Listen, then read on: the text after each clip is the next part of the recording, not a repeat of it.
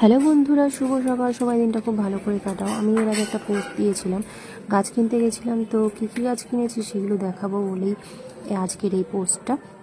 তো তোমরা দেখতে থাকো কী কী গাছ কিনেছি। আর এই দেখো মানি প্ল্যান্ট, এই গাছগুলো কিন্তু আমার খুব প্রিয়। আর এই যে হলো আমার বনসাই, আমার সবথেকে প্রিয় একটা গাছ। তো আমি এটাকে ইনডোর করে রাখবো বলেই কিনেছি। বনসাইটা কেনা হয়েছে নদিয়া নার্সারির থেকে। আর এই দেখো চন্দ্রমল্লিকা কিনেছি দুটো। আর এই যে এটা হচ্ছে স্ট্রবেরি গাছ, এই প্রথম কিনলাম। তো এগুলো হচ্ছে মা ভূমির থেকে কেনা হয়েছে।